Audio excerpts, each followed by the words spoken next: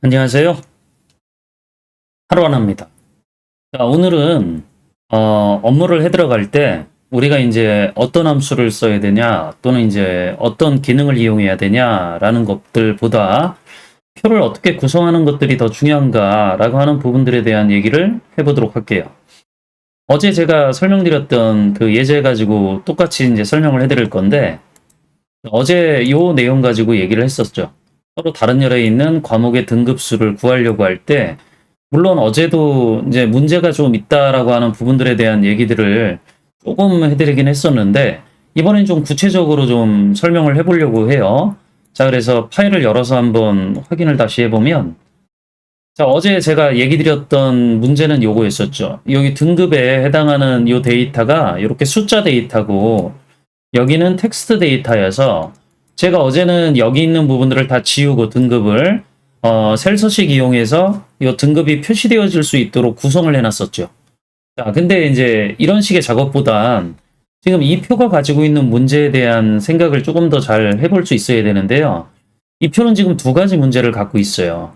하나는 여기를 이제 이렇게 표시할 수 있는 단어로 제대로 입력하지 않았다라고 하는 부분들은 아까 설명을 해드렸었고, 두 번째는 요 탐구 1, 탐구 2라고 하는 요 선택 과목에 해당하는 것들을 이렇게 열을 따로 나눠서 이렇게 과목을 입력을 한 거죠. 이렇게 따로따로 입력을 해놨죠. 그래서 여기 보면 똑같은 필드명들이 머리글들이 이렇게 나타나지고 있죠. 물론 이제 이런 식의 구성 자체가 사람이 보기 좋아하는 형태라고 하는 것들은 부정할 수 없는데 이렇게 작업을 하시면 이후 작업에서도 조금 힘이 들어지게 돼요. 제가 어제 뭐 카운트 ifs, 뭐 sum ifs 뭐 이런 함수들 가지고 범위 잡는 거 대해서 설명을 해드리긴 했지만 뭐 이런 식의 작업을 수식으로 하는 것 자체가 좋은 거냐라고 하면 저는 좀 생각이 달라요.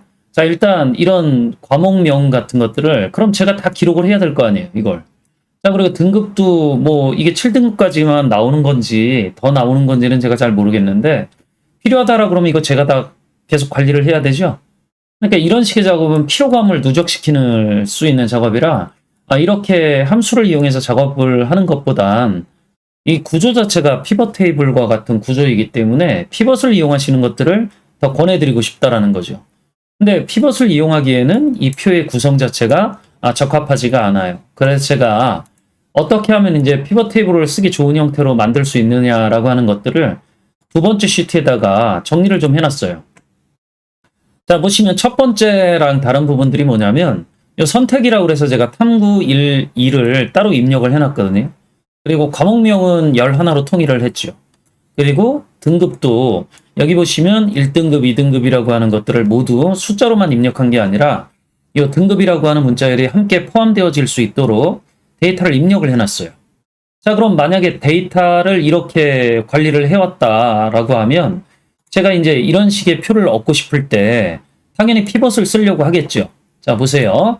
셀 하나만 선택하고 삽입 탭에 피벗 테이블 명령 눌러서 자, 이 결과를 제가 이 오른쪽에다가 반환해 보도록 할게요. 확인 버튼 눌러주면 피벗 테이블 보고서를 구성할 수 있도록 만들어지는데 그럼 제가 일단은 여기에 이제 과목명이 먼저 나왔었으니까 과목명을 체크하면 이렇게 전체 과목명들이 한 번에 다 나와요. 자, 그리고 이제 등급이 있었잖아요. 등급은 이제 오른쪽으로 이렇게 나오는 거니까 얘를 열 쪽에다가 이렇게 드래그해서 떨어뜨려 놔볼게요. 자, 그럼 이렇게 과목과 등급이 이렇게 크로스되지는 구조의 표를 만들 수 있죠. 자, 그럼 이제 여기에 개수만 세면 되는 거잖아요. 개수는 이제 피벗 테이블은 행을 세는 동작을 하기 때문에 어떤 데이터를 갖고 있든 뭐 필드를 하나 값 영역에다 넣으면 개수가 구해질 거예요. 자, 그럼 이제 제가 화면을 가리고 있었으니까 잠깐 끄고 제가 이 선택이라고 하는 것들을 값 영역에다 이렇게 드래그해서 떨어뜨려 놓으면 이렇게 개수가 한 번에 구해지는 결과들을 확인을 해 보실 수 있죠. 자, 그러면 일단 제가 이렇게 만들어 놓으면 왼쪽에 표를 대상으로 집계를 하고 있는 거니까 굳이 복잡한 수식 같은 거 거는 방법을 몰라도 되고 어제 뭐 들어보셨던 분들은 아시겠지만 조건이 또 복사하는 위치에 따라서 또 열이 고정돼야 되느냐 행이 고정돼야 되느냐 뭐 이런 것들 또 따져봤어야 되잖아요. 훨씬 쉽죠. 그리고 무엇보다도 얘를 이제 이런 선택의 탐구 1, 2와 일리로 구분해서 한번 집계를 해보려고 그러면 제가 이 선택이라고 하는 것들을 다시 드래그해서 이 행 영역의 과목 위에다 이렇게 떨어뜨려 놓으면 자, 이런 식의 결과도 빠르게 돌려받을 수 있어요. 물론 이제 피벗 테이블 같은 것들을 잘 쓰시는 분들은 여기 집계되어져 있는 숫자를 전체 대비 비율로 계산해 가지고 어디에 비중이 좀 더 높은지 뭐 이런 것들도 표시할 수 있잖아요.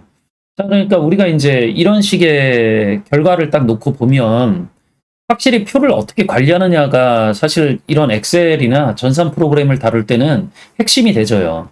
그래서 일을 좀 복잡하게 하지 않고 간단하게 하시는 분들은 표를 이렇게 관리를 잘 하시고요.